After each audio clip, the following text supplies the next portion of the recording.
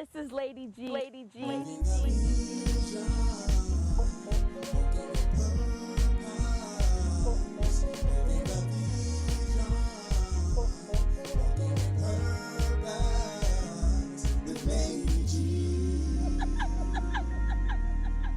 Hi, welcome to another edition of Living the Vision with Lady G. That's who I be. I'm your hostess with the mostest, and I am super excited. On this episode, we have one of my very good friends, Aaron Wright. He's a producer, playwright, director, and he is just all into the arts. He has his very own dinner theater, but the road to success has not always been easy. He talked about how he got up before he heard all instructions from God. He lost thousands of dollars because he was doing his way and not God's way. Listen, we are here to give you the tools that you need to live out God's vision for your life successfully, victoriously. And I'm telling you something, when you hear this man of God's story and what he's been through, his ups and his downs, the bumps in the road, it is going to encourage you and let you know that you too can stay faithful because God is faithful to you. He talked about how God has been faithful to him and the vision that God placed in his life. Listen, I'm not going to do all the talking. I want you to hear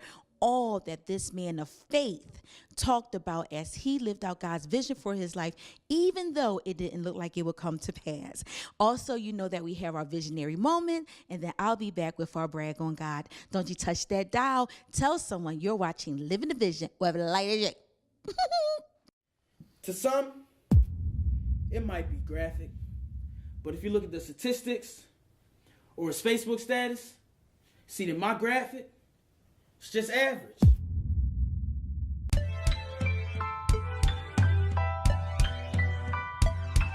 I'ma let him feel the heat, see the sun, or maybe the light. Dudes always feel the need to do wrong and then want to bring you down with them. I'm the one who gave you all the confidence you got. Didn't nobody know you till you started working for me. What's this, some diss track about me or something? You got something to say? Hey, you coming over here like you want to do something. I gotta do what I gotta do to take care of my baby.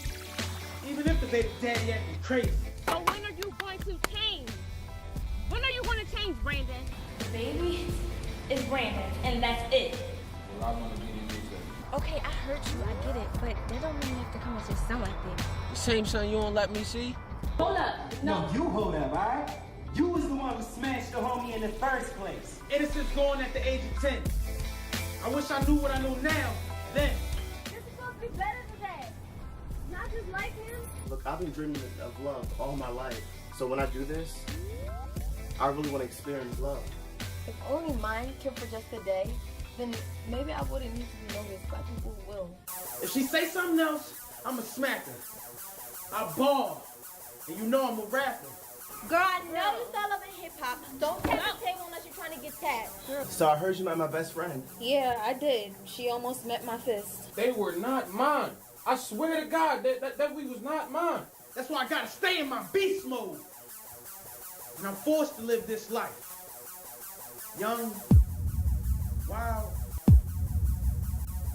and out of control. So, Aaron Wright, it is so exciting to have you here on Living the Vision with Lady G, because that's who I be. And I'm happy to be here. I'm glad you are. All right. So, you know, you and I, we're really, really good friends, but I thought that it would be very important for my viewers to hear from someone like you because you have a great story to share. The world needs to hear it, and I think they'll benefit and be blessed as they live out God's vision for their life. So, welcome on the show. Thank you. I appreciate it for seeing me that way. So thank you. Flattery gets you everywhere. It sure will, at least a little bit somewhere. So, Aaron, you're a playwright, you're a producer, you're a director. I know all about you because I've been in a couple of your productions. But why don't you tell some of our viewers who you are, introduce yourself to the world so that they'll know who Aaron Wright is. All right, sure. So I'm Aaron Wright. I'm a writer, director, producer of the Right Decision Entertainment Company. And I also have the Right Decision Entertainment Group, LLC, which is a nonprofit version of it. And more recently, in the last year, I started a dinner theater that is called Stage 302 here in Wilmington, Delaware. How long have you been writing plays? What got you into that genre? What drew you to it? And just tell us all about that part of your life. Well, I think I always wanted to write. I think when I was 14 years old, I wrote Aaron Wright likes to write. Good try. And so I always wanted to write. But when I was 14, as I was saying, I wrote my first book, if you will. And it was called Jealousy Takes Over. I don't know why it was called that. Okay? Right. I don't know what I was going through. But I wrote the book and I sent it to some publishers. It didn't go anywhere. Okay. And so at that point in my life, I didn't know how writing or a playwright or theater or any of that stuff made money in the way that I thought as a high school student I wanted to go to college, make money. Right, that was the goal. When I was in college, I was entered into a pageant, and the goal of the pageant, if you won, was that you had to put on a program for the campus. Okay. And so traditionally, most of the people who won this particular pageant, they would put on parties or do different seminars and that kind of thing. I wanted to do something different. Okay. And so I went back to my first fruits and I was like, man, here's an opportunity for me to put on a play. Okay. Let me put on a play. And whether it made money or not, it didn't matter. I just wanted to use the platform. Right. So I put on the first show. It was called You'll Never Understand My Praise. Okay. It sold out on campus twice. Oh, nice. And so from there, I brought it back home to Delaware. We sold out twice again. And so I was like, man, this thing actually does make money. Wow. It's possible. And so from that particular point, I started moving. I've done 6 actual full-length shows that have toured. And then now with my dinner theater, I've added an extra 4. So now I'm up to 10 productions. Oh, isn't that something? Look at you, sir.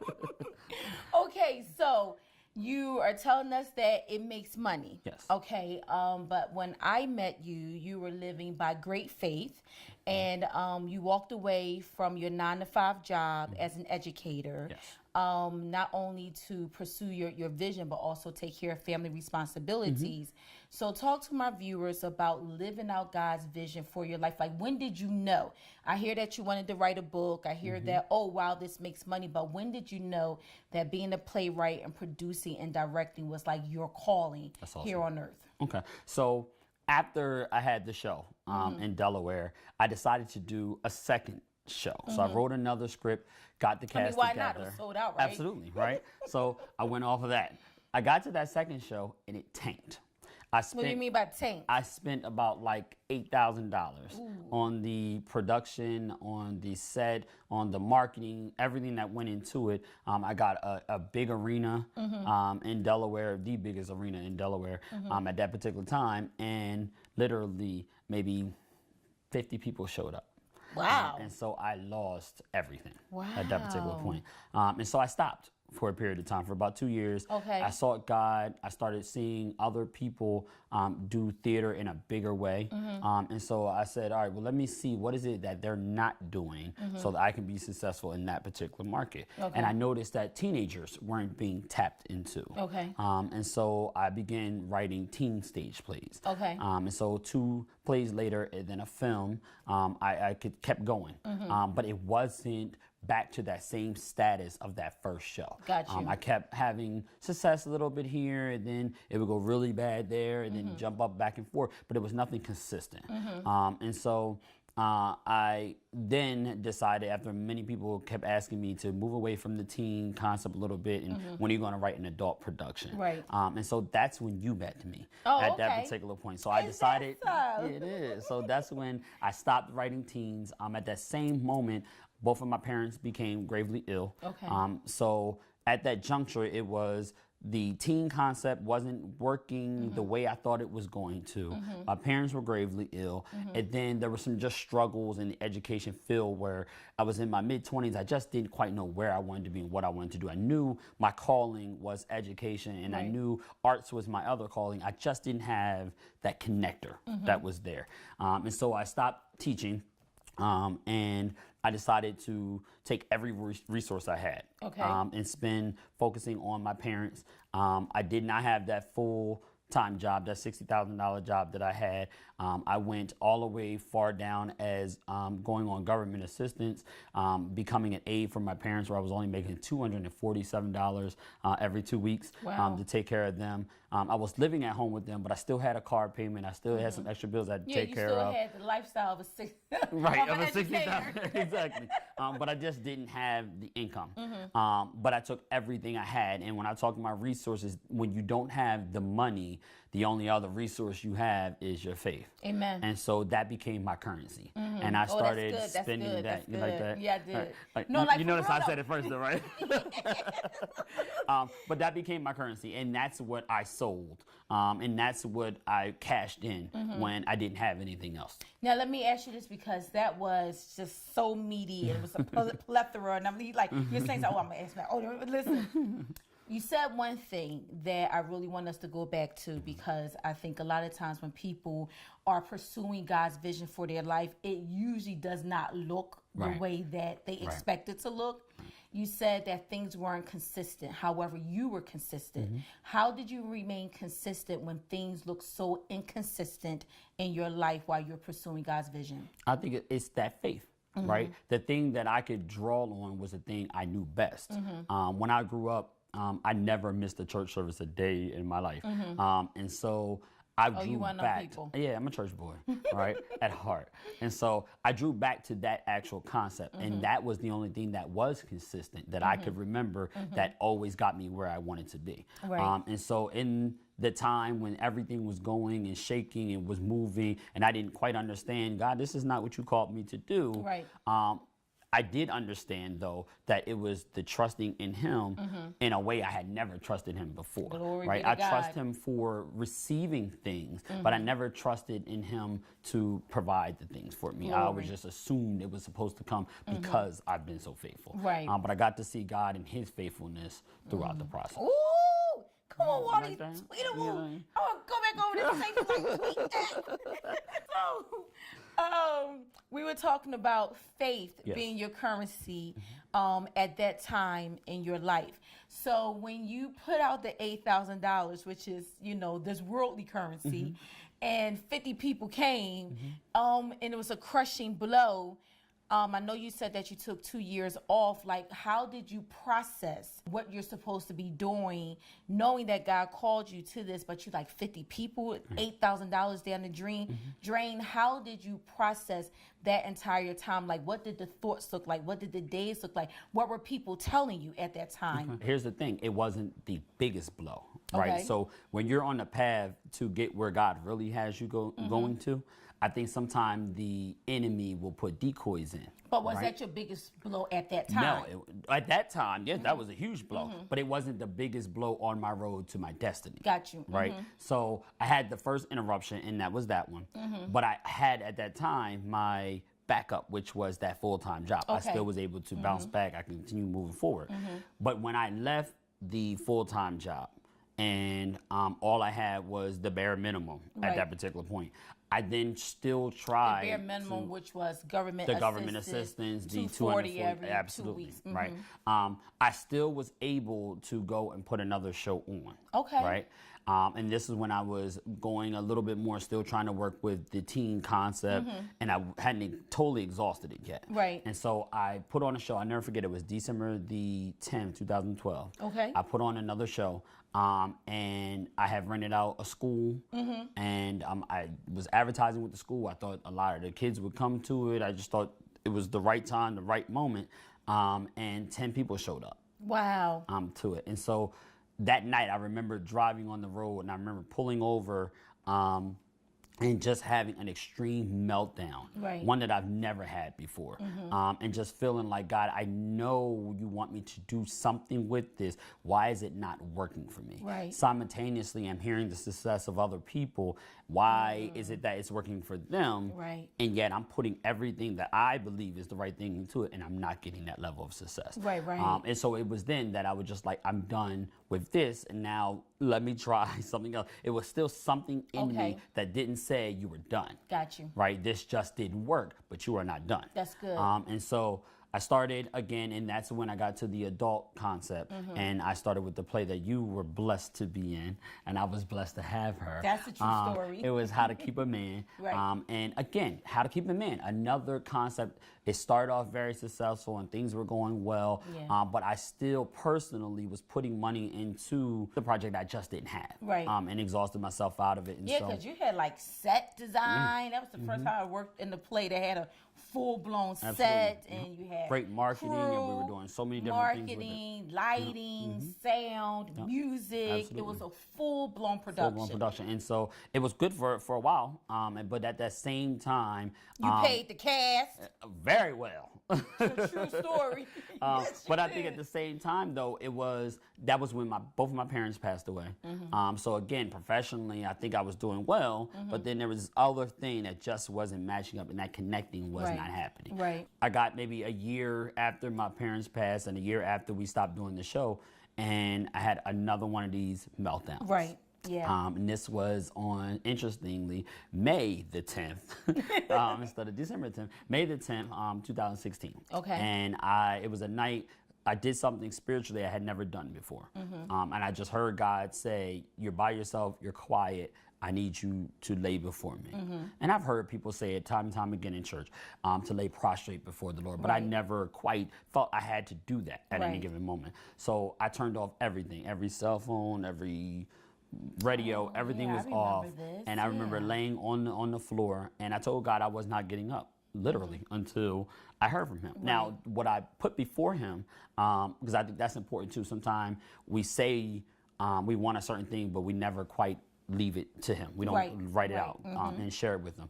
And so I told him that I wanted to get back in education, and I wanted to do something with my arts. I just didn't see how they went together or when they could all get done, right? So I laid on the floor, and about an hour later, I kind of was like, after I cried it all out and I asked for forgiveness and I did all these wonderful things, I said, God, I'm still here. And I said I wouldn't get up until I heard from him. I didn't expect it to last so long. And so in that next hour, and this is no lie, the next hour, all of a sudden I heard God saying that I was going to create a dinner theater that would be in a place that I never heard of before. He told me it was going to be on the third weekend of every single month, and it would be a place where I would be able to put on my productions consistently. Right. Okay, cool. So that's fine. I got back up prematurely because I wanted these two things, but I heard that first thing and I got excited. Right. Okay. I got up the next morning, and I got a phone call. I had put in for a job application to be an assistant principal. I got the phone call that next morning. So I said, oh my God, you answered both of my prayers at the same time. Long story short, I went through a depressing summer of not getting a job. There were 104 people applying for this one job. They only had 4 slots. I became the 5th person. Wow. And so I didn't get the job. I mean, I went on 12 different interviews that summer, could not get the job. Right. But yet, the thing that God gave me that night when I was laying on the floor, he gave me the new concept of a dinner theater. Wait a second. Before we get into the dinner theater, let's talk about, because we walked through this with you, we mean, me, and others. Remember when you took us to this building and you had put all this money into this building because it was going to be a dinner theater, but you were going to make this. Talk about, I like how you said you got it prematurely. You got it prematurely and you took things back into your own hands. Talk about some of the blunders and the expensive mistakes you made before we get to this awesome dinner theater. So before I even lay down prostrate, 5 months before then, I was trying to put together a theater, but this theater wasn't necessary. It wasn't a dinner theater at this time. It was a theater. How did I forget? This is hilarious. I don't know, because I was looking at that building like, there was a theater that I wanted to just put on for performing arts, if you will, and I just wanted to have a bunch of people come in and to do all that. And so in the process of doing that, the owner and I just did not see eye to eye. There were a lot of business things that just didn't take off. And so it landed me in court and a couple of different other things. And so that's what got me all to the point of doing. Depleted with your funds again. Yes, exactly. So I had thousands of dollars yet again that I put into a building that did not work out in the way that I thought it was going to work out. And so here I was again for the second time in a 10-year period at seeing why am I putting money into something and it did not work out. Right. And so all of that led to me being on the floor and doing it. I bet it did. But I think the greatest testimony is what came out of that situation. And what's that? Is the idea that I got the dinner theater because God told me that night, here's your dinner theater. Right. This is what you need to go do, and it has been successful. Right. But the premature part, and I think that's the part of people with living the vision, I think that's the most important piece, is that when God gives you a vision, go with that vision. Right. Not with the other vision. The key idea is you're supposed to live the vision. What's the other vision? The other vision was for me to go back into education. He didn't give it to me yet. Right. He had simply told me do the theater, and even though I wanted to do the other piece, it wasn't his time yet. Yes. And so he had that's why gotten he kept closing the all theater the doors in your face. Absolutely, because it wasn't the time yet. The posture and the answer that you received about the dinner what he theater wanted me to do right was then. working. Gotcha. Yes, that was working phenomenally, and it still is working. And then once that got moving, he shared with me again the process of going back into education, and now that's why I'm back in education now. So that is a lot. I was with you. It was a lot, but you maintained your faith through it all. You knew this is something that God called you to do.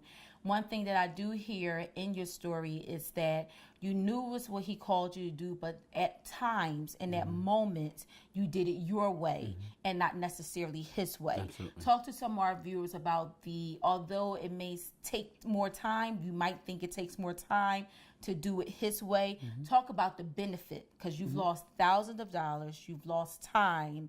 I know how much you put into your grind, because people get caught up in the hustle. Absolutely. Get caught up in the hustle and I'm grinding and, it sounds pretty and it sounds cute that, I'm working, I'm doing this, I'm doing that, I'm meeting, blah, blah, blah. But you're busy doing nothing. Absolutely. Or you're so busy calling yourself helping God with the vision he gave you. Right. Talk to some of our viewers who might be in that hustle, in that grind, and how you can get caught up in that euphoria, Absolutely. But you're not doing what he absolutely called you to do. Absolutely. And I think you hit on it directly. The idea that you're hustling and you're bustling, but that does not mean you're in faith.